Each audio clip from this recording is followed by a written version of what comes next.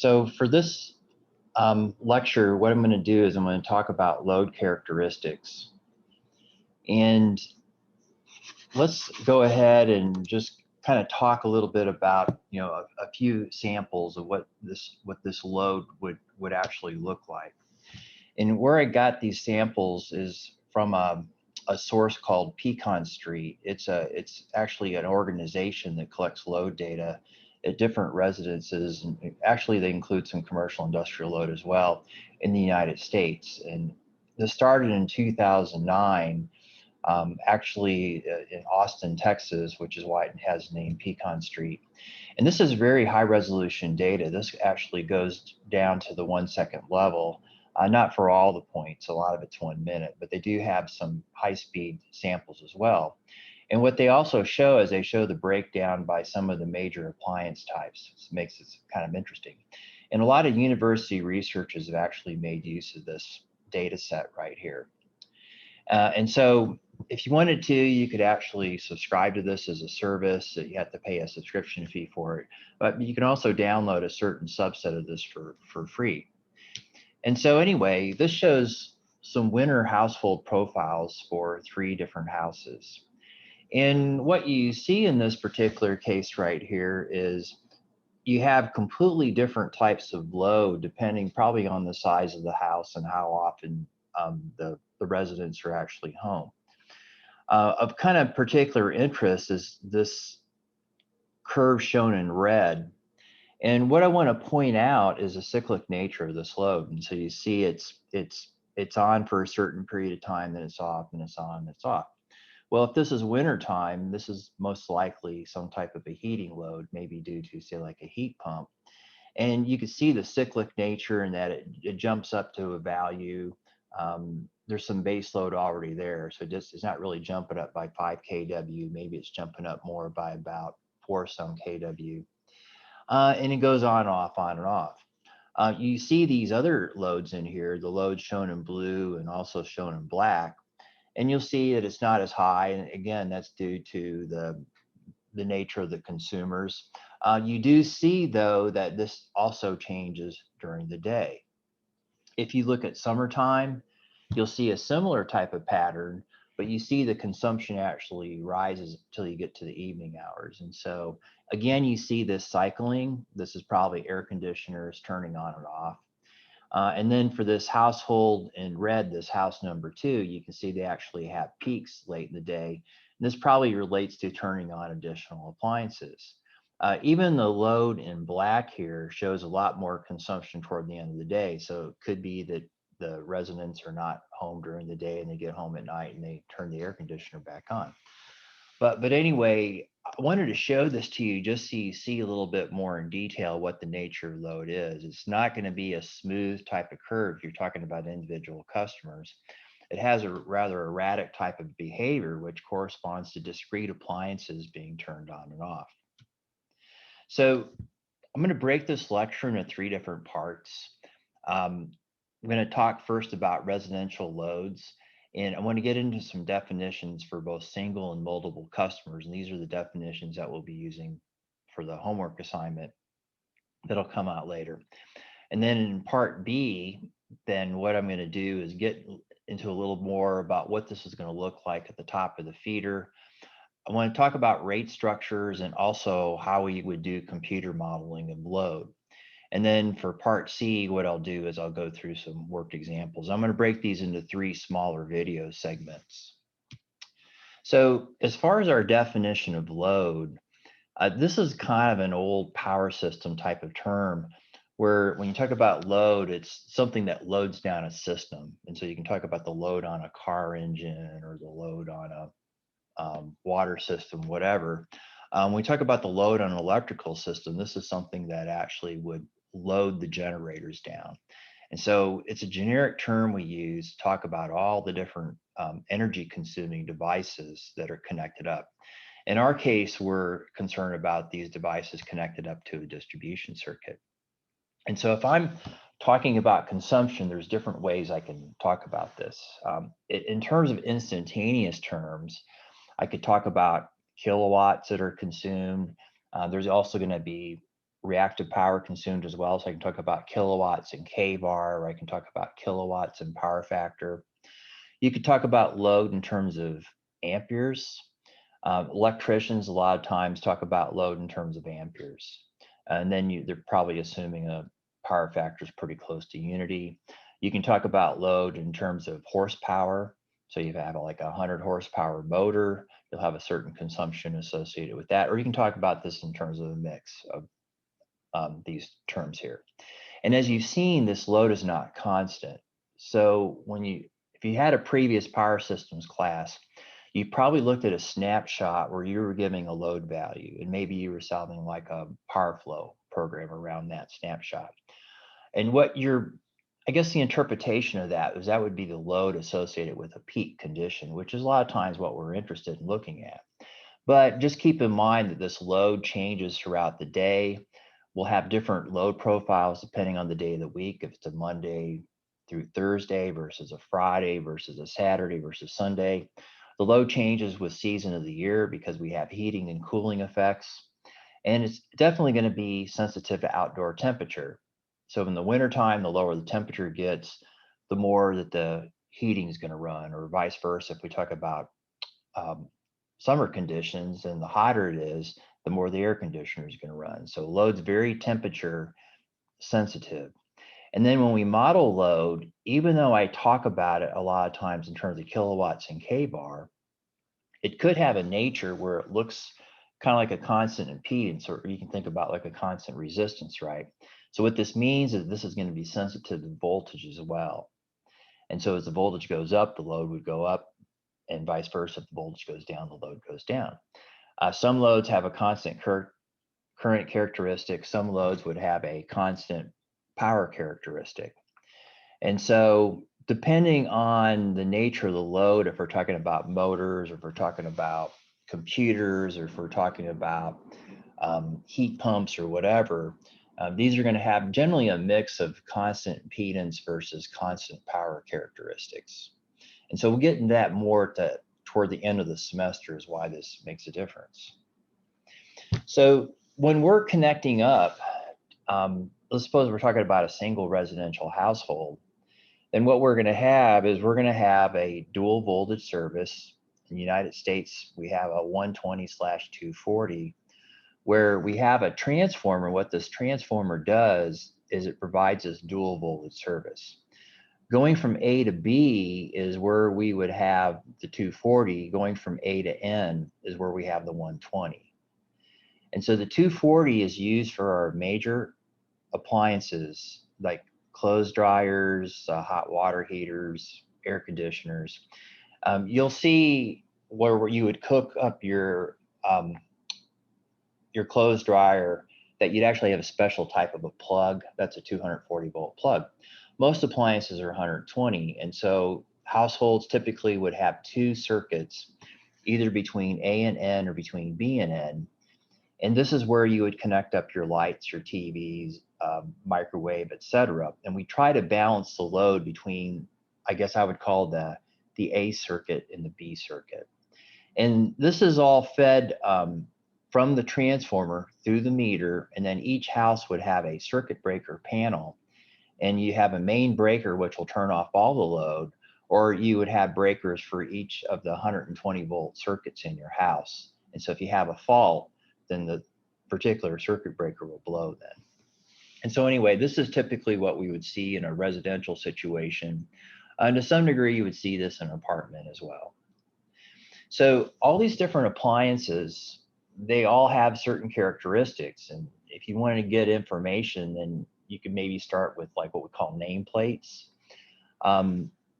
If we're talking about, say, like a heat pump would have information on the side of it as far as like how much load it would consume. A lot of times this may be in terms of current, which is something electricians would use. It would talk about the current drawn by the compressor versus the current drawn by the fan.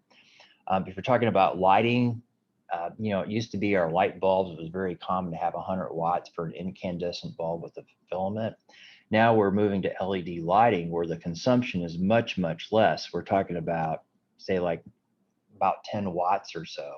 And this has led to a huge reduction in residential consumption by having customers switch from this incandescent to LED lighting.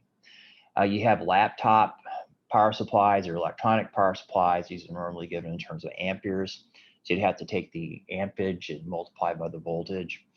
And then you also would have like refrigerators and water heaters and major appliances. Now, if you go to the store, a lot of times what they're going to do is they're going to give you an approximation about how much energy you'd typically be using per year. And you could back into what this would mean like on a daily basis on the average. Devices like refrigerators are kind of complex because then it goes through different cycles in terms of turning the compressor on to lower the temperature. But then also too, they have like defrost cycles as well that run every so often. And then you have like water heaters, and obviously when you use hot water, then you have to put cold water in and heat it up with the heating coils, and that's where you're going to have assumption associated with the water heaters. And so you have all these different appliances, and they're going to have generally information associated with them that could help you figure out what the consumption is. If you don't have access to the nameplate, there's tables you could use. And this is actually a table associated with the United Kingdom. I'm using this because it just has all the numbers in a kind of convenient fashion, where it shows for all the different appliance types, what would be the instantaneous power consumption, and then the average, how often would it be used per day, and then what would be the energy associated with this per day. And so this is kind of useful, and then it shows for just all the different appliances, kind of what you would expect to see for the instantaneous consumption in watts. And then also, given you have a typical usage profile, how much energy does it use? And you're actually concerned about both. What's the power and what are the energy consumption characteristics? And so anyway, you guys can look at this later on. This might be useful for the first homework assignment where I'm asking you to figure out your load consumption characteristics. Utilities use this data to figure out a lot of different things. They kind of use it to figure out like how big a transformer they need to put out there to supply the load. They use it for like distribution planning, and they also use it for figuring out rate structures, because depending on the characteristics of consumer load, what that's going to do, that's going to drive the cost of the circuit and the cost of service. And so if you look at some utility sites, they'll actually post this data. And this is data for Southern California Edison. This is in the Southern California area. And they update this on a continuous basis. And so I'm showing some data for 2019. It's going to look about the same for 2020. And this shows a couple days, kind of a summer peak type day and a winter peak type day. You notice in the summer curves that you'll see the consumption peaking in the late afternoon, because this corresponds to the air conditioning load. The winter curve in Southern California Edison doesn't really have huge peaks in the wintertime. You typically see in wintertime a two peak type of curve. One in the morning when people get up and they're turning their heating on when they wake up. And then also when they get back home at night, they usually turn their heating up if they leave it off during the day. So winter has a peak late afternoon.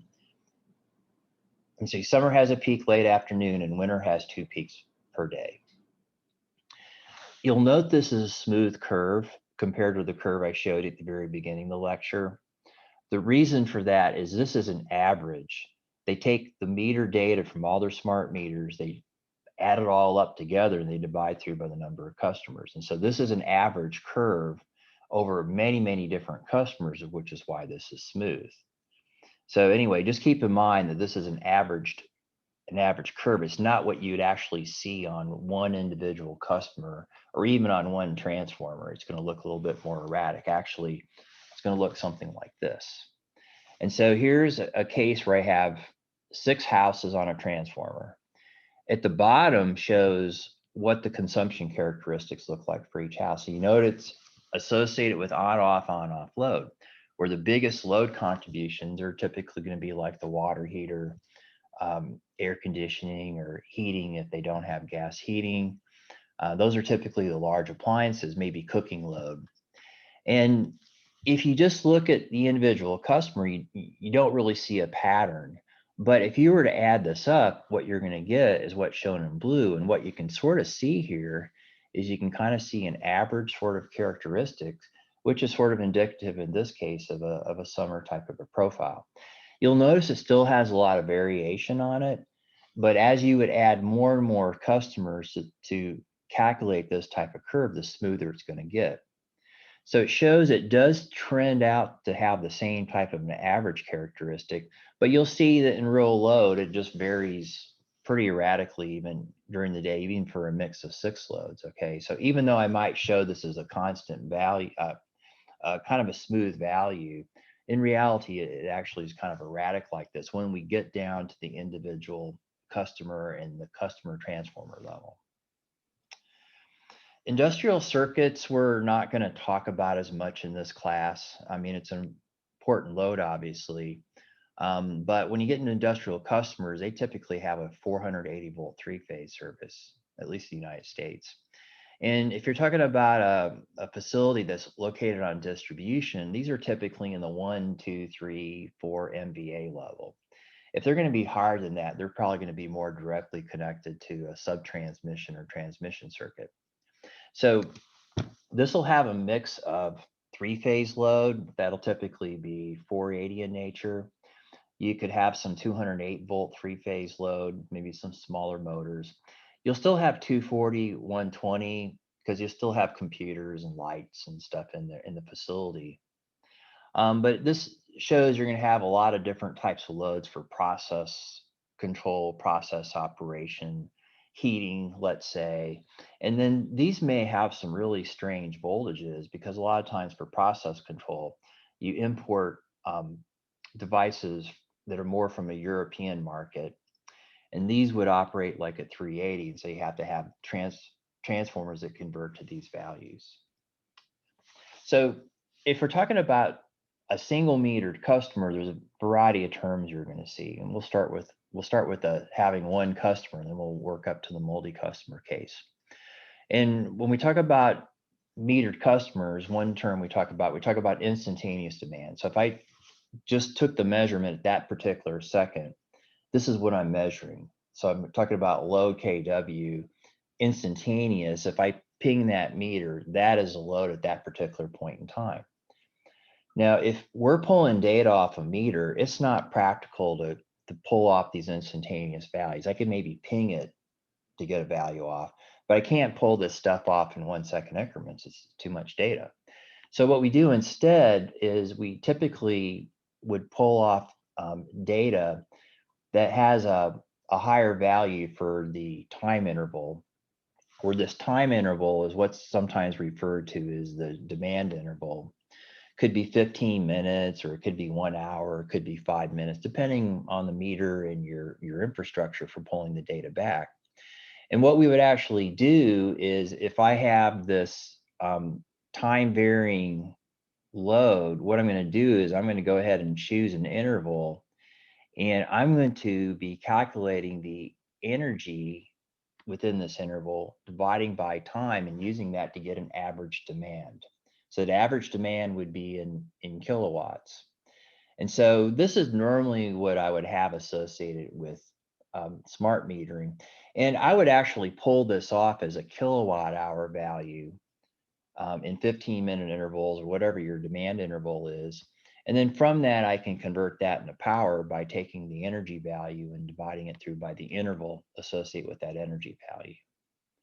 Okay, so we'll get into a little bit later about what's kind of special about this demand interval right here. We're also concerned for a given billing period, what is the maximum demand? Because this is going to determine the size of the service. And so what we would also do too is, given that we have a time varying curve, what we're going to do is we're going to look at that time of day where that consumption is at its peak. And then for the whole month, we're going to capture a maximum demand value, which a lot of times we may use in our bills, maybe not so much for residential customers, but certainly for commercial and industrial customers. For tariff's sake, we don't always use just straight kilowatt hours in our peak demand. There might be a time of use aspect to that. And so when we talk about time of use or TOU, what we're actually doing is we're keeping tabs on what's the time interval associated with this energy consumption and the demand. And so what we're looking to do is we're looking to push our customers away from those peak consumptions by giving them some financial incentives for that. So here's an example, kind of simplistic, of a residential customer load characteristic. It looks kind of simple because I just want to make the calculations easy. And let's say this is customer A, and this is power consumption over time. So what you'll see is a pattern of, you see a couple peaks in this case. So this is kind of indicative of winter consumption. It picks up in the morning when people are waking up. People leave during the day. Maybe somebody stays home and still consumes energy. And then when people get home at night, then we see another peak. The late afternoon peak's not always greater than the morning peak. It just kind of depends. A lot of utilities have morning peaks. But we're going to get two peaks during the day, and this depends on what the consumers are doing as far as their appliance usage. And so after people get up in the morning, maybe the water heater has to run, and so there's some consumption associated with that. When people get home at night, maybe they're cooking their meals, whatever, maybe they're turning the heat up a little bit. And then when you get to the evening hours, then the consumption tails off and it starts up all over again. So load's a function of consumer activity. As far as definitions associated with this curve, we talk about energy. So if I integrate the area under this curve, this area in black, that's the energy consumption. That's an integral calculation, or you integrate that power. In this particular case, if you went through this calculation, this would be a little above 25 kilowatt hours. If I want to calculate an average demand, what I do is I take an energy value and I divide it by the associated time period. And so maybe I'm looking at average demand for the entire day. And so what I would do in that case is I would take the total energy consumed during that day and divide by 24 hours. It depends on what I'm looking for. And then if I'm looking at maximum demand, then I'm looking at, well, what's my greatest demand during the day? And I want that in kilowatts, and I'm looking at over a given time period as well. And what we're going to do is we're going to look at this for a certain demand interval. So maybe it's 1 hour, maybe it's 15 minutes, maybe it's 30 minutes. It depends on the utility. What this period represents is this represents the stress on upstream elements. And so if I have a transformer that this customer is connected to, I want to make sure I don't overload that transformer, right? And so usually a transformer can be overloaded for a certain time period. Maybe it could be overloaded for maybe like an hour or so. And so when we're computing this demand, a lot of times we're going to choose a value that's associated with the stresses that are put up on the upstream components. So for this customer A curve, if I go back to this curve, and let's suppose I'm looking at a 1 hour demand interval. What this means is I'm basically breaking this calculation up where I'm doing the calculation from 4 to 5 and from 5 to 6 and 6 to 7, 7 to 8, 8 to 9, etc. Typically meters do these calculations on the hour. What I can see in this case is this value is at 3 kilowatts for 1 hour. And so what we have in this case is we have a maximum demand of 3 kilowatts on a 1 hour basis. So we've got energy, we've got average demand, we've got maximum demand. And in this particular case, if I wanted to get the average demand, what I would do is I would take the net kilowatt hours for the day, divide through by 24 hours. This is going to give me 1.052 kilowatts. If I compare the average demand to the maximum demand, I'm going to get a number that's referred to as the load factor. And so the load factor is this ratio. And in this particular case, this is going to be 0.35, or sometimes we do this in percent, be 35%. And what this does is it gives us a measure of how effectively the customer is actually using this utility service. And this is kind of typical. Typically we wouldn't see customers that have a load factor of 100%. That's not really reasonable. But if I saw where this is a really, really low number, then what this tells me is this customer has a very peaky load. And I'm having to kind of size that transformer just to serve maybe a peak that just occurs occasionally, which is going to cost us more money with respect to their average consumption. And so we could do this on a daily basis, but a lot of times this is actually calculated on an annual basis, where what we're looking at is we're looking for the whole year. What's the load factor? And again, if this load factor is really poor, if this load factor in this case, turns out to be like 5 or 10%, it means I don't have a very efficient customer as far as having to supply them service, right? And I want to make sure that I capture that in my rate structure if I could, give them some financial incentives to kind of spread their load out, because there's a substantial cost to providing peak. Right? It's not just energy, but there's a lot of cost of making sure I have the right component sizes in order to supply the peak load. Another definition that you'll see is what's called connected load. And so if I took all my devices in a household, and if I add that all up, all the nameplates of all the devices in my house, that's what we refer to as the total connected load. Now, you would never see the household have all their load at the same time, unless maybe their kid ran around the house and turned on everything, right? Most of the time, what you're going to see is you're going to see a maximum demand based on how they realistically use their appliances. And if you take that maximum demand and you divide through by total connected load, you have another term referred to as a demand factor. And so let's suppose for this customer A, if they had this maximum demand of 3, they had a connected load of 5, they'd have a demand factor of 60%. And so that kind of gives you some idea about how well the customer manages all their different devices. For a commercial operation, let's suppose they had a store, had an office building. Typically what you're going to see is you're going to see a curve like shown on the top, where the consumption drops at night because they're not using lighting load, or they're not having to heat or cool the office building or the store up. And then when people come in during the day and they show up at the office or they open the store up, the demand rises up to a peak value, kind of stays somewhat constant, maybe rises a little bit toward the end of the day, and then it drops down. So commercial curves typically kind of jump up during the day and drop back down. If we're talking about industrial load, this is just all over the place, because in an industrial operation, they're constantly turning devices on and off depending on what's being manufactured. And so it's kind of hard to say there's a typical industrial load. I mean, it just really varies by customer. So if you wanted to ever, do some work with load data, there's a lot of different sources for this. If you're a customer of a utility that has smart meters, you can actually look at your own data.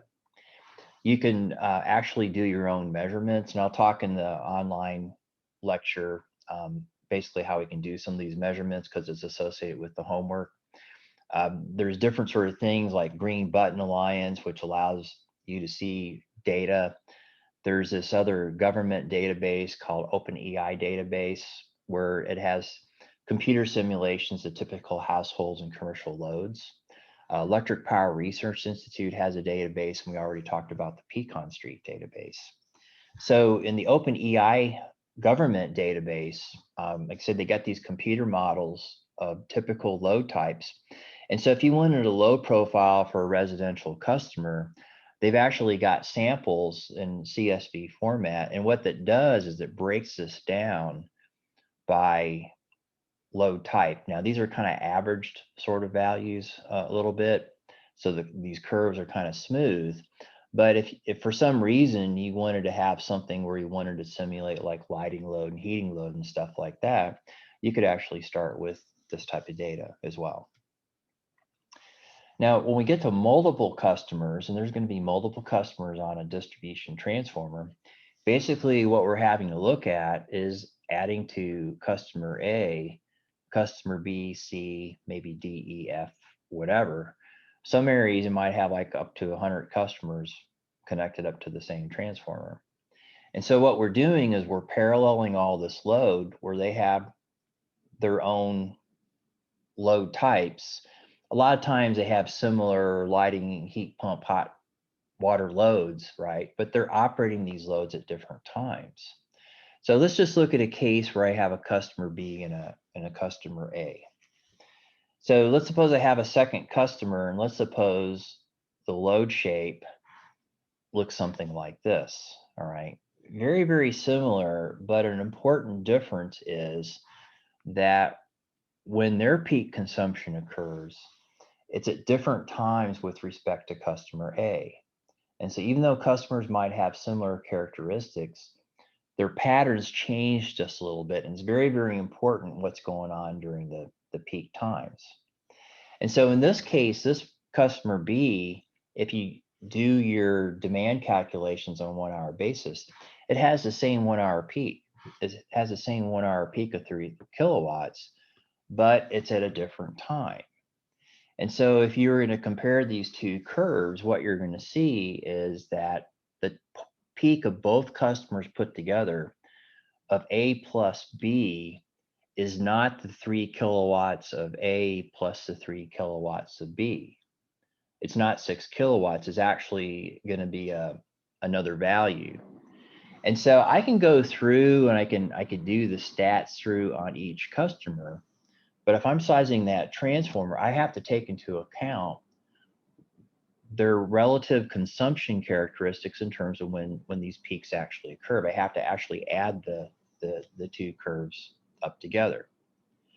And if I add the two curves up together, I get what's shown here in yellow. And what we see is when we add those two curves up, and this is what we refer to as a diversified demand or sometimes a coincident demand, you'll see the 1 hour peak now is actually going to be 4 kilowatts, not 6 kilowatts, but 4 kilowatts, right? And so this is something we look very carefully at when we talk about doing a diversified demand calculation and actually summing up all the customers and look at the net peak. You see this case it's 4, it actually occurs at 4 and 7 o'clock, but we're really just interested in what the peak is in this case. What's going to be the stress on the transformer? I can also talk about the maximum non-coincident demand as well. And in this case, I do add up the individuals. And so in this case, I do take the 3 plus 3, which gives me the 6. And why would I care about this? Well, if something happened in that customer B household to shift their peak, the time of their peak, then it would add up to 6, right? And so if I'm getting data from these customers, or I have meter data, I've got to have some way of being able to go back and forth between these non-coincident and coincident types of values. Another thing I might want to be looking at too is I might want to be looking at what amount of time do I have such and such a load on this transformer. And this a lot of times is represented through what's referred to as a load duration curve. And so what I'm doing in this case is I'm looking at the amount of time that I'm at a certain load value. And in this case, if I'm looking at the 4 kilowatt value, then what I see here is that I'm actually at 4 kilowatts for a couple hours versus of the day. And as I go through and look at the lower values of loading, I can see for what period of day I'm at those different values of load. What this is telling us is when I'm sizing that transformer, if those peak values are really close together, that as far as the heating on that transformer, I've got to be worried about 4 kilowatts being on there for a couple hours. So this is something that's used probably more for generation sizing, but sometimes we might use this information for transformer sizing as well. So as far as kind of quantifying the difference between coincident and non-coincident demand, we've got a term called the load diversity factor. And what this load diversity factor is the ratio between the sum of the non-coincident demands and what that maximum diversified demand was. So if I took, for this case of two customers, the A plus B peaks, which are 3 and 3, I have that value, it totals up to 6. If I divide through by 4, which is the actual peak of both those customers put together, this is going to give me 1.5, and this is what's referred to as the diversity factor. Utilities do a lot of work on figuring out what these diversity factors are. And so this table at the bottom shows how these values might change depending on the number of customers. And you can see that as we increase the number of customers, this tends to saturate after a certain number of customers. So why is this important? Well, this is important because if I'm sizing my components for a distribution circuit, I don't want to take all the peaks of all the customers and just simply add them up to get how much substation transformer size I need, for example, right? I need to take diversity into account. Now, one thing you have to keep in mind is there are situations where we can lose this diversity. Diversity is something that happens under normal conditions. You'll see situations if it's an extremely cold day outside where everybody's heater is running at the same time. It's so cold that there's no cycling going on anymore. So this is a case where we can actually lose diversity. If it's a really, really hot day, everybody's air conditioners are all running at once. So this is another situation where we lose diversity.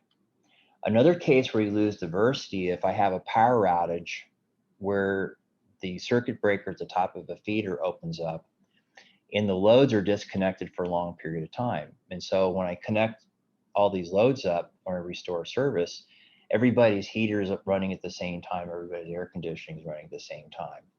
And so what we have is what utilities would call a cold load pickup effect, where for summer, this could actually double the amount of load we normally expect to see.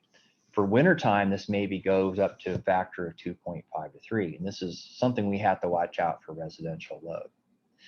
This isn't usually something we see for commercial or industrial loads. It's more of a concern with residential loads because there's that diversity that loss of diversity we have to take into account. And then one final term I want to mention is what's called the utilization factor. So utilization factor is another indication of how well an asset's being used, like a cable or a transformer. I'll just give you an example in the case of a transformer where the utilization factor is a maximum demand divided by the transformer rating. So in this case, if I had a 15 kVA size distribution transformer, the normal peak I'd expect to see would be 4 kilowatts. What I would do is I would convert this kilowatts into kVA by dividing by power factor. Then I divide by the 15 kVA of the transformer. And that's going to give me a utilization factor of 30%. And so basically what this says is I'm using 30% of the capability of the transformer. You usually try to get this as high as you can so you're saving money. But the thing you also have to be thinking about too is we have to allow maybe for load growth or adding an additional consumer. And so you may not want to run this all the way up to 100%. You might want to take into account growth. But this is just another sort of an adequate utilization factor we would calculate as well. So if this utilization factor was greater than 100%, then I have to start worrying about, am I overloading the component?